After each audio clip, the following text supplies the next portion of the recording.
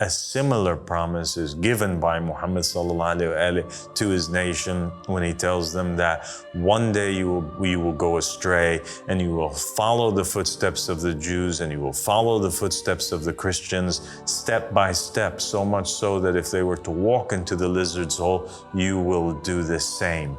But in that time, in that period of time, when darkness overcomes goodness and you forget about my words and religion is pulled out of your midst and you forget about all of that which I have told you, you will be given a comforter. You will be given a reminder. You will be given somebody who will come and revive religion at the very end of time, and his name, right, or his title is a Mahdi.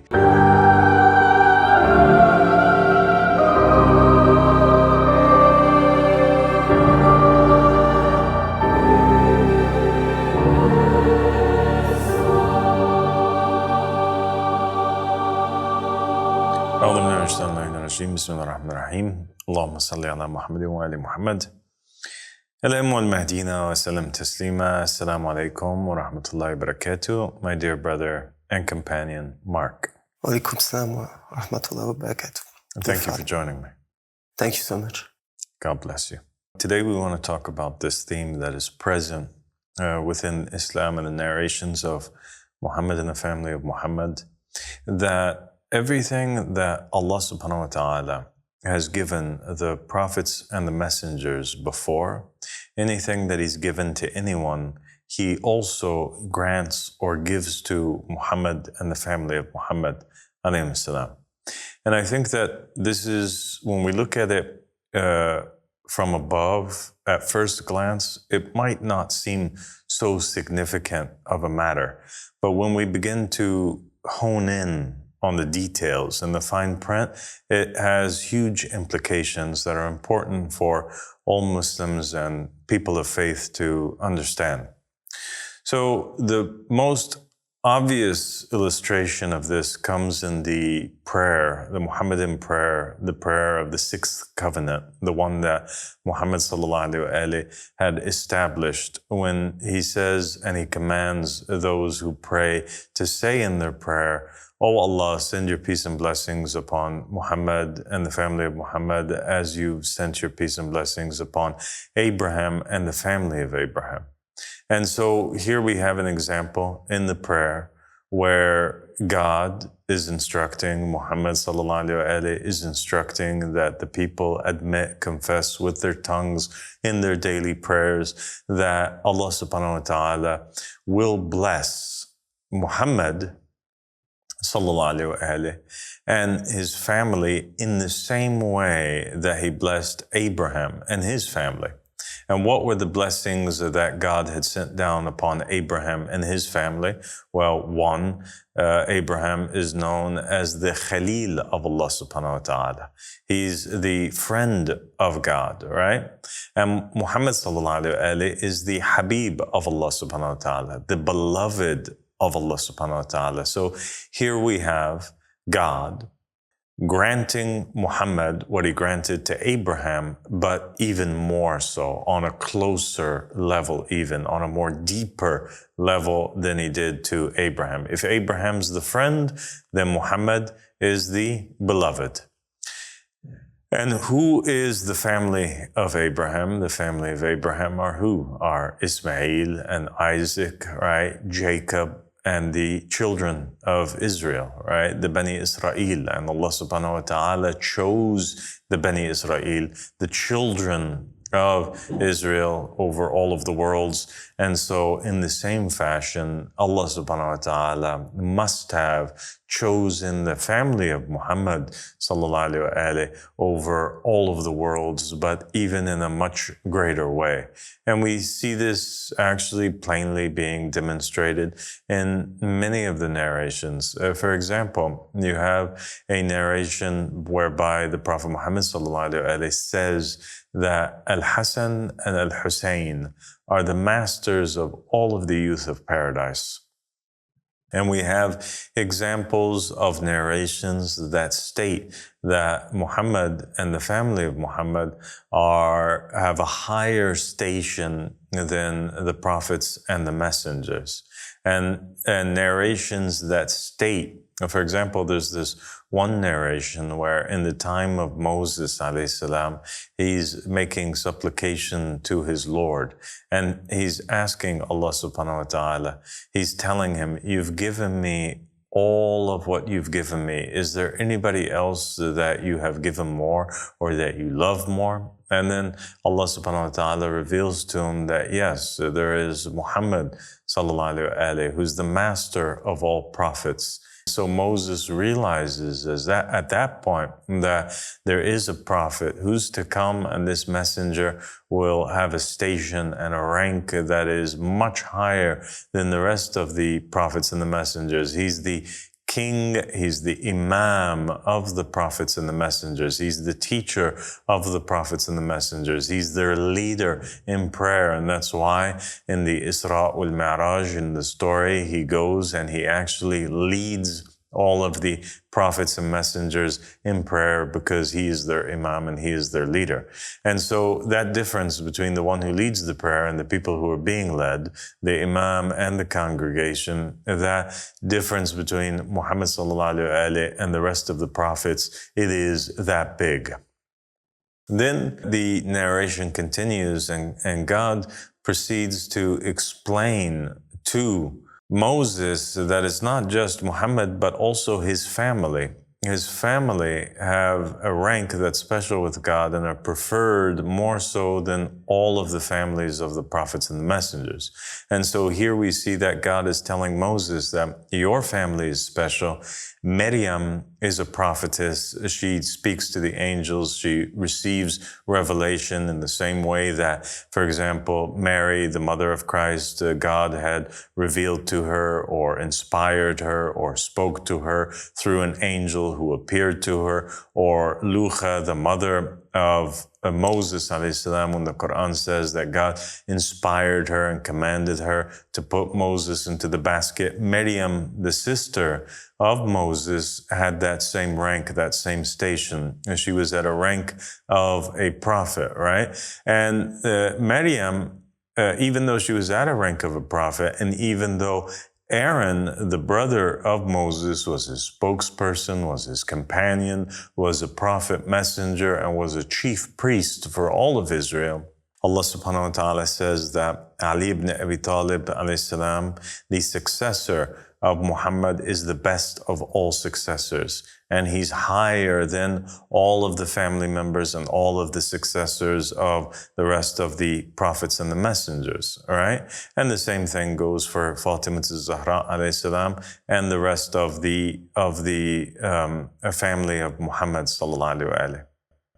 The narration continues, and God proceeds to explain to Moses that also the nation of Muhammad sallallahu alaihi wasallam has a preference above all other nations and are better than them all. And that the difference between the nation of Muhammad and the rest of the nations is the same difference as Muhammad sallallahu alaihi wasallam and the rest of creation. It's that vast of a difference. And so Moses, wishing to see the nation of Muhammad sallallahu alaihi wasallam, he asks God, can I see them? God tells Moses, no, you cannot see them. It's not their time yet. But stand between my hands and close your eyes, Moses. And then he calls forward the souls of the nation of the followers of the family of Muhammad, the nation of Muhammad sallallahu alaihi wasallam. And Moses hears them from inside of the loins of the people. He hears them saying, لبيك اللهم لبيك لبيك لا شريك لك لبيك إن الحمد والنعمة لك والملك لا شريك لك. They were saying the لبيك, God, we are for you, we respond to you, we hear you, oh God, for you is kingship, for you is praise. And Allah subhanahu wa ta'ala ended up making this the chant that the believers make at pilgrimage because of what the believers from the nation of Muhammad sallallahu alaihi wasallam had chanted at that moment when he called them forward from the loins and Moses heard their voices. Okay? And so we see here that Allah subhanahu wa ta'ala grants for Muhammad and his family all of that which he granted to the rest of the nations. God chooses Abraham, blesses him, blesses his family, chooses them. He does the same for Muhammad and his family. God prefers the nation of Israel. Well, guess what? God comes and he prefers the nation of Muhammad sallallahu alaihi wasallam, but each time he does so to a higher level and a higher rank. He grants Muhammad and his family that which he granted the others, but more on top of that. And that is also a theme that we find that is really evident in the miracles that were displayed. For example, you have Moses was given the Torah, and in Islam, Muhammad sallallahu alaihi wasallam was given the Quran. And the Quran is better than the Torah, right? According to the narrations of Muhammad and the family of Muhammad alayhi salam. Moses, he split the sea with his staff. Muhammad sallallahu alaihi wasallam, with his dua, he split the moon. And so what's more difficult, to split the sea or to split the moon? And so we find consistently these matters appearing in the traditions and in the narrations, this theme which is repeated. And we find it also repeated in the promises which were given to Muhammad sallallahu alaihi wasallam. And so when we come to, for example, a promise that was given to the Israelites, right, and Moses had told his people about, and this promise that Allah subhanahu wa ta'ala would send forward from the Israelites a man who would finally pull them out of their slumber, revive for them their religion, all right, and establish justice and equity on the earth, a Messiah figure, right, a figure who comes, Jesus Christ, who is a prophet, but he's different than the rest of the prophets, right? Because he has this additional title, and this title is what? A title of Messiah. Nobody else was a Messiah except for Jesus Christ, right? And this messianic figure was a figure that all of the prophets from the Bani Israel, they looked forward to. And actually they saw their prophethood and their works that they had done as blocks, bricks that they were placing one on top of the other in order that they may pave the road for the appearance and the coming of the Messiah, alayhi salam.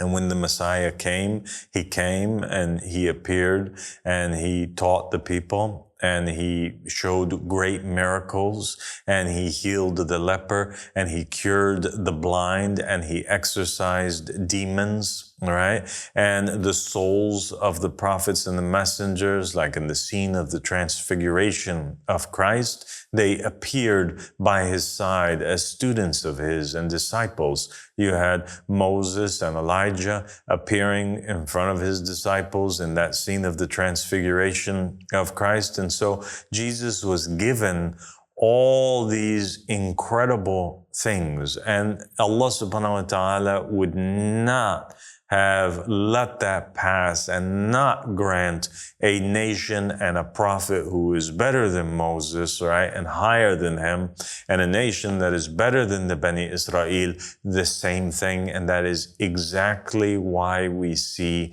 that a similar promise is given by Muhammad sallallahu alaihi wasallam to his nation when he tells them that one day we will go astray and you will follow the footsteps of the Jews and you will follow the footsteps of the Christians step by step, so much so that if they were to walk into the lizard's hole, you will do the same. But in that time, in that period of time, when darkness overcomes goodness and you forget about my words and religion is pulled out of your midst and you forget about all of that which I have told you, You will be given a comforter. You will be given a reminder. You will be given somebody who will come to you, whose name is a Mahdi, right? Who's a Mahdi. That's his title. Just like Jesus was given the title of a Messiah, this figure that will come, there's also this special title that's given to a figure who will come and revive religion at the very end of time, and his name, right, or his title is a Mahdi. And so what will the Mahdi do? Certainly he will do those same things, but even more than what it is that Jesus had done. And we will see and that's why we see in the narrations that some of the miracles that the Mahdi performs parallel the miracles that the prophets and the messengers had done, but on a greater scale. You have, for example, a scene where Jesus is walking on water in the middle of a storm, and his disciples are in a ship. And one of his disciples, Simon Peter, his successor, sees him standing on the water. And so he goes forward to walk on water and to join him. But as he's walking on the water, he begins to descend down. Jesus says to him, "O ye of little faith," right? And he pulls him out of the water as he's beginning to sink and drown down. Well, the same thing happens with the Qa'im, with the Mahdi. The Mahdi, he does not just walk on water, and his successor does not just walk on water, but rather, according to the narrations, his entire battalion of his army, an entire battalion of his army are seen and witnessed by the enemy forces walking on the water. And when they see that, so the enemy's witness, the companions of the Imam writing something on their feet, and then they proceed to walk on the face of the water. And they say that if he does that, right, then if his companions do that, then what is he like? Other narrations state that while Jericho collapsed at the hands of Joshua, son of Nun, and that was a great miracle, right? That the same thing happens with the companions of the Qa'im, but it's not just one city, it's many cities that they pass by, and by the praise, by the words, by the chants of Allahu Akbar, God is great, that the walls to those cities fall down to the ground. And so we see here the miracles repeating themselves. What was given to the prophets and the messengers was given or is given to the Mahdi from the family of Muhammad sallallahu alaihi wasallam. And so we shouldn't then think that anything is strange. We shouldn't think that anything is out of the norm. And we should look towards the verses and the stories of the prophets and the messengers to see what they were given, because we will see them again in the Mahdi. And that's why in one particular narration, he puts his back against the Kaaba and he says, whoever wants to see Adam, whoever wants to see Noah, whoever wants to see Abraham, whoever wants to see Jesus or Muhammad, then here I am. Right? I'm the successors and I have more of a right over them, etc., than anybody else. And he proclaims himself to be the successor of the prophets and the messengers.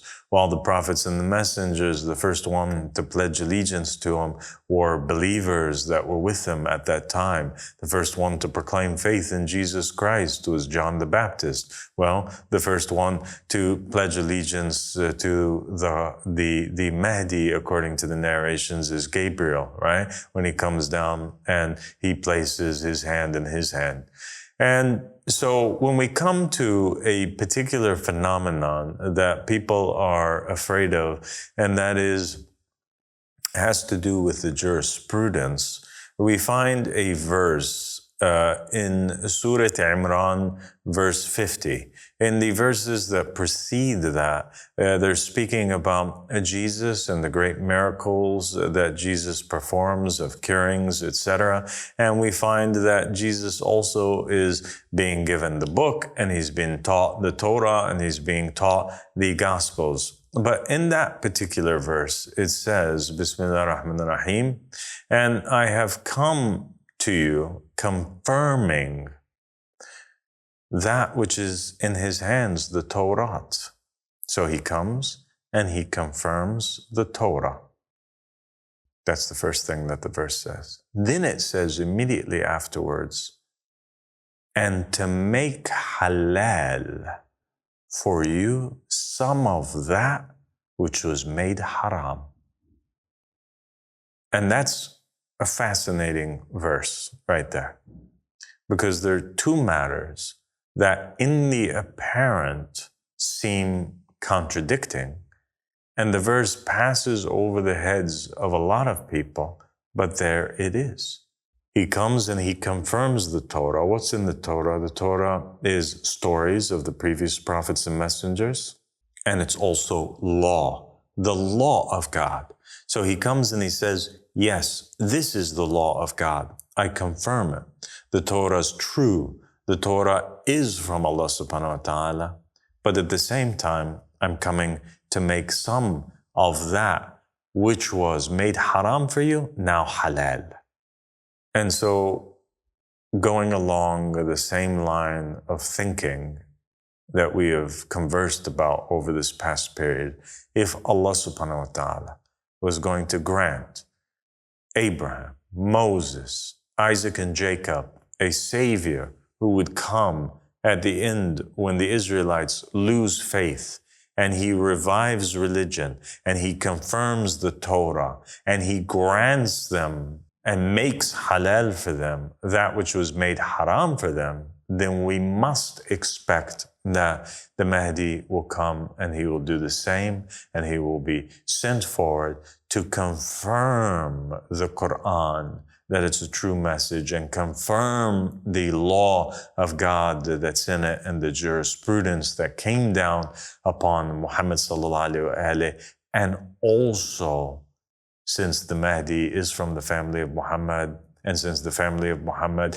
is better than the prophets and the messengers, and they are given more so than what the prophets and the messengers were given, then the Savior, the Mahdi from Muhammad and the family of Muhammad, will come to confirm the Quran and also to make for the nation of Islam halal some of that which was made previously haram for them. And in that verse in the Holy Quran is a proof that is undeniable, non-refutable evidence that the Mahdi from the family of Muhammad will change the jurisprudence of Muhammad sallallahu alaihi wasallam, and it will still be the same religion, the religion of Islam from the time of Adam all the way down, because when Jesus came and he confirmed the Torah and he made halal the haram, it didn't change the fact that he was still a Jew and he was still a believer in the Torah and he was still a member of that same Abrahamic faith. The same thing takes place with the Mahdi. He changes the jurisprudence, and that's why you have many narrations which state that he works by the jurisprudence of David and Adam and Solomon and Moses and Abraham, and the people rebel against him, and then he works by the jurisprudence of Muhammad sallallahu alaihi wasallam. And Imam Ahmad al-Hassan alayhi salam stated that at a time after that, he will also work by a new jurisprudence that is different than all of the previous jurisprudences that had ever come down before. That's amazing, because we all read the Quran. Me, myself, I'm French. I read the Quran many times. I read the Bible many times. And it's true that when we don't have the right key, we are blind. We can read these books for thousands of years, but if somebody from God doesn't come and give us a key that give us the right to see what is true and what is not true, is impossible to see. It's impossible to see. It's like you curing the blind with these lectures. This is what I see when I followed your videos. So thank you so much. And thank you so much, Marc. God bless you. Thank you. Assalamu alaikum. Wa alaikum salam.